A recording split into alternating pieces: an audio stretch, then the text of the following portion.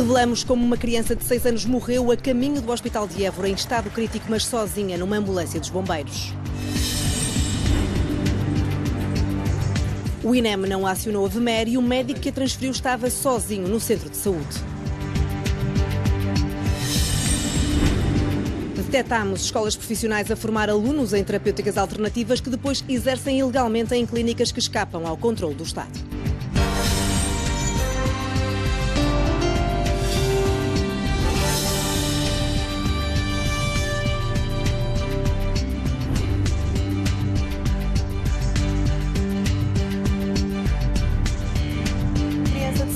Chegou ao Hospital de Évora em paragem cardiorrespiratória irreversível, depois de ter sido transportada sem médico numa ambulância dos bombeiros. O 6/9 teve acesso ao relatório clínico do hospital, que é inequívoco.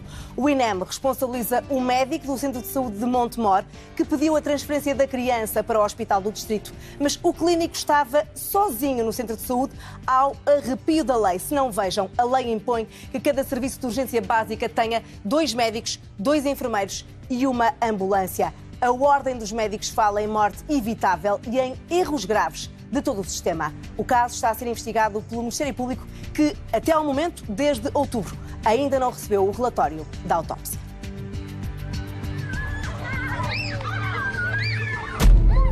Naquele dia em causa, as crianças estavam a brincar espalhadas pelo recinto todo. Aquilo era um recinto assim amplo, tinha alguns brinquedos para eles estarem à vontade e parques. Ela estava no trampolim e, pelo que eu percebi, ela aos saltos do trampolim, estavam lá várias crianças, estavam lá 2 ou 3 crianças no trampolim, e ela ao saltar aleijou-se num pé.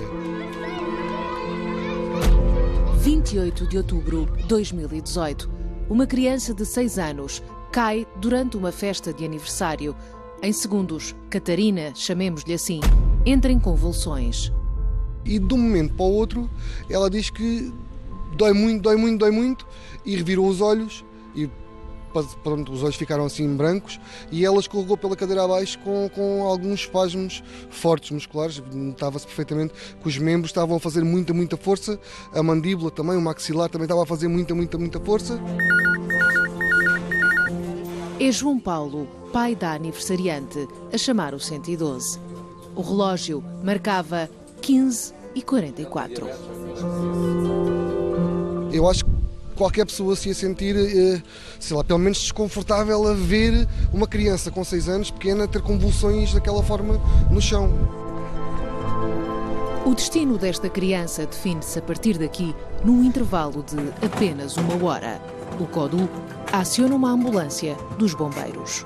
A informação que me foi transmitida foi que era uma criança, um feminino de 6 anos, uma crise convulsiva, portanto uma ocorrência como tantas outras. O INEM recusa a entrevista, mas, por escrito, garante que a ambulância saiu 4 minutos depois e responsabiliza os bombeiros pelo que aconteceu a seguir.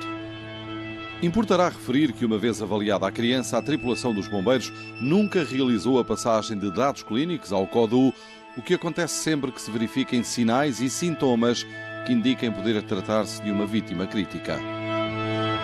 À chegada do socorro, ainda tinha pulso. Eram 15h51. Faço a abordagem a uma criança que está, portanto, no chão, na posição lateral de segurança já, muito prostrada. Depois, ela mesmo no chão, ela perdia os sentidos por completo e depois de vez em quando recuperava e soltava assim uns sons e depois voltava a acalmar outra vez, não os espasmos musculares, mas pronto, não, ela estava a respirar e isso tudo, mas não tinha qualquer tipo de reação. O socorro no local dura 6 minutos. Eles depois levaram-no para a ambulância, eu fui à ambulância também e tive a insistir com ele também a dizer isso, cuidado, que parece mesmo que aquilo parecia um ataque epilético e foi aquilo que eu lhe disse, parecia mesmo, porque era uma contração muito forte muscular e ela caiu inanimada. E derivado a ser uma situação aparentemente grave, devido à proximidade do sub de Montemor, transportámos logo para lá. 13 minutos depois do alerta, os bombeiros tomam a iniciativa de levar a criança para o centro de saúde mais próximo e só aí o CODU é informado da real situação clínica da menor e do local onde se encontra. O médico do SUB informou que tinha recebido há um minuto uma criança de 6 anos que teria feito uma entorse no pé, que teria originado uma queda e em seguida a criança teria sofrido uma convulsão.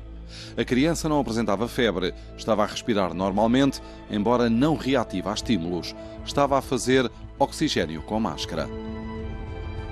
Com base neste diálogo foi tomada uma decisão.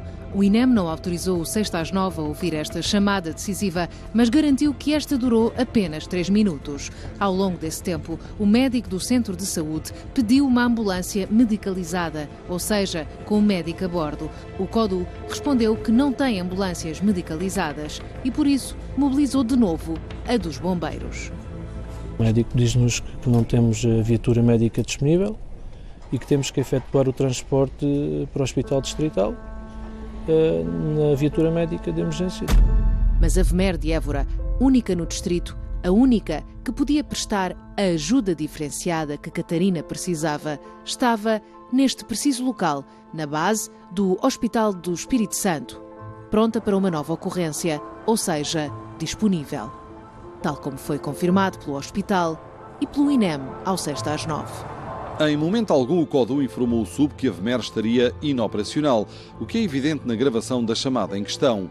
A informação de que a VMER estaria inoperacional terá sido inferida erradamente pelo médico do SUB e transmitida pelo mesmo aos bombeiros. O médico do centro de saúde nunca quis dizer ao 6/9 o que realmente aconteceu. Certo é que, naquele dia, apesar de haver uma VMER disponível, tripulada por um médico e um enfermeiro, o CODU disse aos bombeiros que deveriam ser eles a transportar a criança. O CODU assegura que nunca equacionou enviar a VMER e responsabiliza o médico do centro de saúde por nunca ter solicitado esse apoio, nem nunca ter referido incapacidade do serviço em disponibilizar um médico para acompanhar a criança. A ambulância dos bombeiros parte às 16h30. A mãe é impedida de acompanhar a filha. Catarina chega ao Hospital de Évora sem sinais de vida. Acha que ela podia ter sido salva? Pois eu não faço ideia, não conheço a patologia clínica da criança, não faço ideia se poderia ter ocorrido um outro desfecho. A ficha do hospital diz que a criança foi admitida nas urgências às 16h59 em paragem cardiorrespiratória. A equipa médica do Hospital de Évora ainda realizou manobras de reanimação, mas suspendeu-as ao fim de 30 minutos. Às 19h23, a médica declara o óbito. O relatório clínico é bastante revelador. A criança trazia máscara de Venturi, preenchida com vómito alimentar em grande quantidade na nasofaringe e trazia acesso canalizado no sangradouro esquerdo, onde perfundiu o soro fisiológico. Catarina não foi acompanhada por um médico, em primeiro lugar, porque a VMER não foi acionada. Em segundo, porque naquele domingo só havia um médico neste centro de saúde classificado como um serviço de urgência básica. Ora, a lei impõe que cada SUB tenha 2 médicos e 2 enfermeiros e uma ambulância com suporte avançado de vida. Mas o SUB de Montemor o Novo tem apenas um médico, um enfermeiro e nenhuma ambulância. De resto, em todo o distrito de Évora só existe uma CIV em Estremoz e uma VMER em Évora. Se um médico está no serviço de urgência básica e não pode abandonar o local de trabalho, surge aqui um dilema, de facto, de tomada de decisão. Portanto, aqui a questão não é de erro médico, aqui a questão é de erro do sistema que não cumpre aquilo que está legislado e que deveria cumprir qualitativamente e do ponto de vista de números de médicos escalados para defender os doentes. Está tudo legislado e tudo claramente definido. Porque é para evitar as mortes evitáveis. A ARS de Évora garante que todo o processo de gestão de transporte pré-hospitalar urgente é da responsabilidade do INEM. O INEM diz que perspectiva a abertura de 7 novas ambulâncias nos próximos anos, incluindo uma para Montemor o Novo.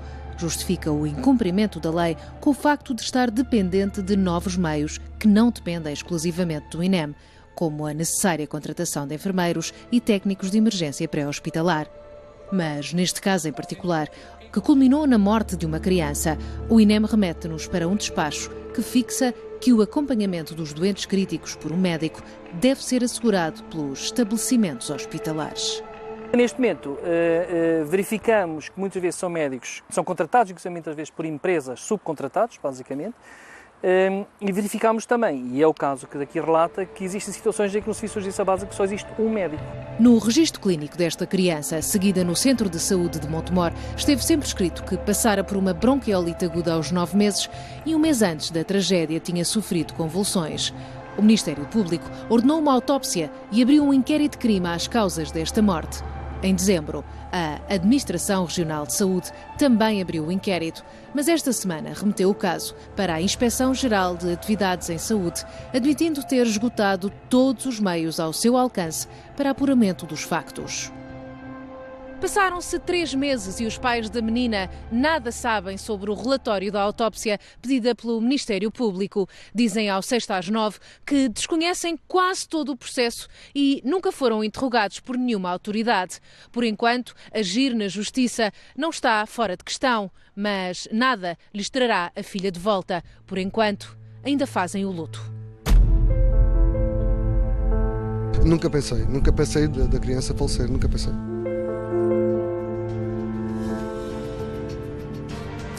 A morte de uma criança que o Estado tinha obrigação de ter evitado. Descobrimos que há várias escolas profissionais que continuam a dar cursos de terapêuticas alternativas, apesar do Estado ter deixado de emitir cédulas desde 2013, o que na prática significa que quem acaba o curso não pode exercer ou então está ilegalmente no mercado. Estes cursos, vejam, custam entre 8 e 15 mil euros. Nos últimos 6 anos, mais de 10 mil alunos terão terminado formações idênticas. Mas a entidade reguladora da saúde, que começou a fiscalizar desde 2016, não detectou nenhum profissional a exercer a profissão ilegalmente. Já o 6 às 9 descobriu vários, bem como detectou que há várias escolas a vender gato por lebre. A queima das fitas, praxe, para dar a ilusão aos de que estão num curso de ensino superior. Um curso superior, e era uma universidade, era o que nos indicavam e diziam. À volta de 15 mil euros. Aquilo está ali um negócio da China. São cursos de terapêuticas não convencionais que podem custar entre 8 e 15 mil euros. Mas ao fim de 4 anos, os alunos têm um curso profissional, mas estão impedidos de exercer. É que, neste caso, o fim dos estudos não equivale à prometida cédula. Vi na vitrine que tinha um curso de nível superior, onde eles era o curso de acupuntura, osteopatia e coisas do género. Pós-graduações, masters, isto tudo na vitrine. E eu, se calhar está aqui uma escola privada superior, eu não tenho noção. Luís Rodrigues inscreveu-se em 2015 no curso de acupuntura do Instituto de Medicina Tradicional de Braga. Quando o Luís decide inscrever-se no curso de acupuntura, pergunta especificamente se era um curso de licenciatura e disseram que sim, que não se devia preocupar, porque só estavam à espera da aprovação da lei. Portanto, um curso que daria exatamente o mesmo nível que uma licenciatura. Exatamente, e tínhamos direito a cédula profissional. Só no 3º ano percebeu que o curso não dava a garantia de poder exercer. O que é que têm de documentação que prova esta frequência no curso? Um simples certificado. E que serve para quê? Não serve para nada. Não conseguem exercer a atividade. Desistiu e pôs o IMT em tribunal. Se for averiguado pelo Ministério Público que não é dada a acreditação e isso for publicitado, claro que vai haver essa conclusão de que ele pode ter sido burlado, como outros alunos também, que o Estado português não vai ver o que se está a passar nestes cursos que estão a ser lecionados e não protege o cidadão. As denúncias de falta de transparência vêm também de alunos do Instituto Português de Naturologia e da Universidade de Medicina Chinesa. Mas quando acabar daqui, ainda estás no 2º ano, quando tu chegares ao fim já está resolvido, já é um problema antigo, pronto, quase certamente que vais ter cédula. Foram arrastando a situação. Era uma universidade, era o que nos indicavam e diziam. Que era uma universidade igual às outras e que era um curso superior. Um curso superior. A maioria destes institutos apoia-se na certificação da DGERT como forma de credibilizar as entidades de formação, mas não são, nem podem dizer, que funcionam como ensino superior. Estas escolas e estes institutos podem usar esta terminologia? Claro que não. Portanto, hoje em Portugal, de acordo com a regulamentação que existe, não pode funcionar nenhum curso de ensino superior sem ter sido previamente acreditado pela agência. Portanto, obviamente, esses cursos não foram acreditados pela agência e, como tal, não podem funcionar como cursos de ensino superior. Deve haver todo cuidado em evitar que, usando a terminologia do gato para o lebre, não é? E, portanto, que possa haver indivíduos mal formados que depois exercem com o mesmo tipo de, ou digamos, a par com indivíduos que seguem a formação legalmente estabelecida. Passaram quase 6 anos da entrada em vigor da lei que estabelece que só o grau de licenciado dá acesso à cédula e só assim se pode exercer. Mas tanto tempo depois, só há licenciaturas em 2 das 7 terapêuticas não convencionais, osteopatia e acupuntura, e todos os cursos são dados em politécnicos. Mas em Lisboa há uma universidade, pelo menos no nome, a ensinar medicina tradicional chinesa. A UMC é a mais antiga e a mais conhecida no mercado. Pedro Choi está à frente da escola profissional desde o início, há mais de 20 anos. Neste caso, o Instituto não só se intitula de Universidade de Medicina Chinesa, como, ao fisco, declara que a classificação de atividade económica é de ensino superior. O facto de colocar a palavra universidade nestas siglas não pode induzir os alunos em erro? Bom, é o nome legal da empresa, foi constituída há muito tempo, foi constituída antes de haver lei das terapêuticas não convencionais, e evidentemente que se o Estado exigir que nós nos adaptemos à atual lei, assim será. Todas as outras escolas, constituídas legalmente como empresas, declaram formação profissional ou outras atividades educativas. Entre elas está a ESMOT, que no nome mantém a referência à escola superior. O Instituto de Medicina Tradicional também tinha, na delegação de Braga, a referência a cursos de ensino superior. Retirou-a esta semana, depois da entrevista ao 6 às 9. Nesse caso em particular, para já, esse tipo de nomenclatura saiu praticamente, saiu de toda a informação oficial que temos, desde regulamentos, não existe. Mas ainda está no IMT de Braga, pelo menos. Está na janela cá fora, não é? É uma questão de vinil que não foi tirado, tem toda a razão.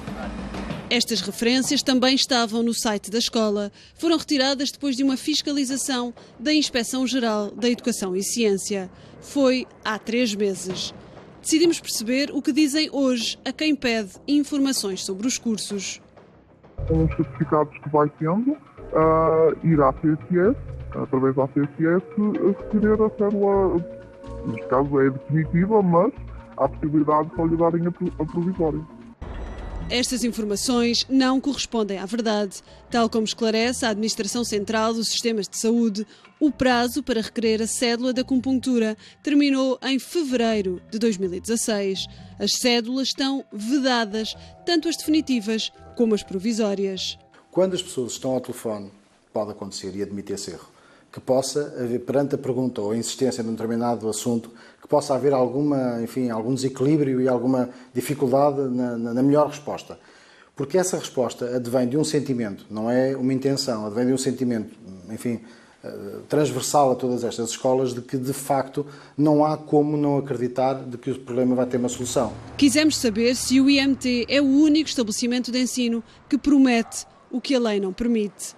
Percorremos as principais escolas que têm cursos de terapêuticas não convencionais. Os nossos alunos estão todos a exercer. Posso exercer ou é ilegal de alguma maneira? Ilegal não pode ser, porque não é deles, ninguém ainda disse nada. Os alunos estão, então, nós estamos ali hoje neste momento, um grupo de estagiários não está. Alguns já estão, todos eles geralmente não têm a clínica, isso tem acontecido. Os alunos que frequentam atualmente o curso, no fim, têm a possibilidade de se candidatar à obtenção de cédula profissional para poderem exercer. Para exercer a profissão terá que pedir a cédula profissional à CSS, porque até sair o primeiro licenciado é sempre possível pedir cédula profissional. 2 escolas, 2 versões que não correspondem à verdade. O prazo para requerer a cédula de medicina tradicional chinesa terminou em novembro de 2018. Depois deste telefonema, a Escola de Medicina Tradicional Chinesa respondeu ao 6 às 9. Por e-mail, o diretor da escola mencionou os imponderáveis da comunicação verbal e esclareceu que todos os alunos passam por uma entrevista de acesso onde são explicadas as principais limitações e inconvenientes com que se podem ver confrontados. Só depois é autorizada a inscrição. O que a lei diz é que não pode exercer acupuntura ou naturopatia e outras terapêuticas que foram regulamentadas sem ter a cédula. Não dizemos às pessoas que vão ter cédula. Não enganamos as pessoas, nós dizemos tudo aquilo que elas nos questionam e nós respondemos. O que é que o IPN faz? Faz uma coisa muito simples, esclarece o aluno. E esclarece o aluno que vai entrar num processo que vai ser um processo work in progress. Ou seja, um processo que vai demorar de um momento para o outro, pode ser resolvido. Se o aluno diz, eu não quero entrar neste processo complexo, então nós aconselhamos que vá para uma área de saúde onde o trilho já está detalhado. Podemos exercer mesmo sem a cédula? A minha única dúvida era essa, se dava para exercer... A maioria dos nossos diplomatados têm exercido. No caso de terem uma dúvida de eu posso ou não posso exercer, se isso é dito de forma clara. Não, mas é assim, vamos lá ver. Não se pode dizer de forma clara que as pessoas não vão exercer ou que não têm direito de exercer, porque as pessoas de facto não sabem. Até pode acontecer o contrário. Por que razão é que esta escola não há de vir a conseguir regulamentar-se? Nada garante que isso equivale a que os alunos aqui formados tenham cédula. Nem o contrário. Nem que não tenham. A partir do momento em que estamos a jogar um jogo sem regras, como é que nós podemos presumir uma coisa ou o seu contrário? Precisamos de regras. As regras do ensino e do exercício desta área começaram a escrever-se há 16 anos. A primeira lei, referente às terapêuticas não convencionais, aparece em 2003, mas a regulamentação, que tinha um prazo de 180 dias, só ficou concluída 10 anos depois. Em setembro de 2013, a legislação define que a profissão é restrita a quem tiver licenciatura, estabelecida apenas uma exceção para os profissionais que, à data da publicação, estivessem já a exercer. Resolvido um impasse, foi criado outro. Os milhares de alunos que se formaram daí para a frente nestas escolas estão impedidos, por lei, de exercer. Desde 2013 até 2019, estamos sem licenciatura em naturopatia, por exemplo. Portanto, mesmo que eu quisesse investir mais dinheiro e fazer todos os 4 anos de formação da licenciatura de naturopatia para aceder diretamente à cédula, eu não tinha essa possibilidade. Eu não tenho essa possibilidade. Simão Bento está a estagiar no Hospital São Luís, em Lisboa. Tirou um curso de 4 anos no IPN. Desde então tenta trabalhar na área, mas até agora nunca conseguiu. Depois de terminar este período, eu não vou poder exercer. Já lhe foi posta a hipótese de exercer em algum sítio sem a cédula? Eu não me sinto à vontade para isso. Em primeiro lugar, eu estaria nessa situação a usurpar funções dos meus colegas que têm a cédula e que eu não tenho. E depois, se há uma fiscalização, o que é que eu faço? Então depois não posso trabalhar mais. Em Portugal há atualmente 3.063 pessoas a exercer estas terapêuticas com cédula profissional. Quanto aos outros, formados depois de 2013 e por isso sem cédula, não há dados oficiais, mas o número deverá ultrapassar os 10.000. Eu trabalhar de forma clandestina, portanto não posso, nem nos meus cartões de visita, nem na minha porta, não posso dizer que faço acupuntura, não é? E estou a trabalhar escondida. Portanto, tenho de levar as minhas agulhas no final, tenho de ver se não ficou nenhum plástico, nenhum invólucro que me possa denunciar. Portanto, estou uma criminosa. Quem se inscreve nestes cursos, a verdade é que ou trabalha ilegalmente Sim. ou não trabalha. Exatamente. Quando chega ao fim, ou trabalha ilegalmente ou não trabalha. A Inspeção-Geral das Atividades em Saúde fiscalizou 15 entidades o ano passado. 6 não tinham licença. Foram ainda instruídos 9 processos de contraordenação por incumprimento nas cédulas profissionais. Já a entidade reguladora da saúde esclarece que nos últimos 2 anos foram licenciados 414 estabelecimentos de terapêuticas alternativas. Quanto a inspeções, foram fiscalizados 24 estabelecimentos em nenhum deles encontraram profissionais sem cédula. Atualmente estou a trabalhar num espaço que sabe que eu não tenho cédula profissional e que, pronto, me faz esse favor de poder trabalhar lá sem cédula, porque é muito difícil. Corremos o risco de ter uma fiscalização, quer o espaço, quer eu mesma, né? Para mim isto era impensável acontecer, era completamente surreal, depois de tantos alunos, não é? Saírem e não poderem trabalhar, continuarem-se a abrir cursos. Sei que até o ano passado eu tenho colegas que não sabiam. Ou sabem, dão-lhes sempre uma falsa esperança. A esperança onde se escudam os institutos vem do artigo 19 da lei. O ponto da discórdia definiu em 2013 que as escolas a dar formação nesta área tinham até 5 anos para se adaptarem ao ensino superior. Esta transição deveria ser regulamentada pelo Governo e publicada no prazo de 180 dias. Mas ao fim de quase 6 anos, a regulamentação ainda não saiu. A lei ainda não acabou e a culpa não é nossa. A culpa é do Estado português. Nada obsta a que as escolas que lecionavam terapias não convencionais à data da entrada em vigor da lei possam ver reconhecido o respectivo interesse público como estabelecimentos de ensino superior privado, desde que cumpram os requisitos previstos no regime jurídico das instituições de ensino superior. As escolas não podem estar à espera da portaria. As escolas que estavam a atuar em 2013, na verdade, o que a lei diz apenas é que tinham 5 anos para se adaptar ao regime jurídico das instituições de ensino superior. A lei não lhes deu o poder de continuar a ministrar uma formação, qualquer que ela seja, para lançar para o mercado estes alunos. As escolas aguardam a portaria e apontam o dedo aos que dizem ser os responsáveis pelos atrasos do Governo.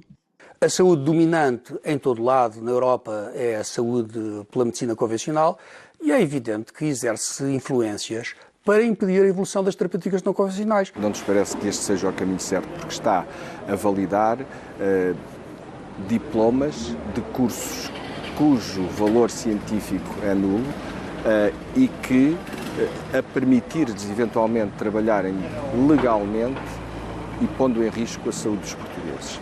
A desregulamentação no setor trouxe casos mais flagrantes e potencialmente mais perigosos. Apresentam formações de 2, 3, 4 dias, 2 fins de semana ou até meio semestre, mas com poucas horas, onde dizem explicitamente que com aquela formação podem exercer. Na Assembleia da República, a Comissão de Trabalho está a discutir 2 projetos de lei para encontrar uma solução para os alunos que terminaram depois de 2013. Estamos próximos de uma solução, que eu não sei se vai ser uma solução por unanimidade, mas haverá uma solução para estas pessoas, tanto quanto possível, nos próximos 2, 3 meses. Tal como aconteceu em 2013, o problema poderá resolver-se apenas pela metade. É que, até agora, não há solução à vista para as escolas profissionais. Foi 6 às 9. Boa noite. Tenha um ótimo fim de semana.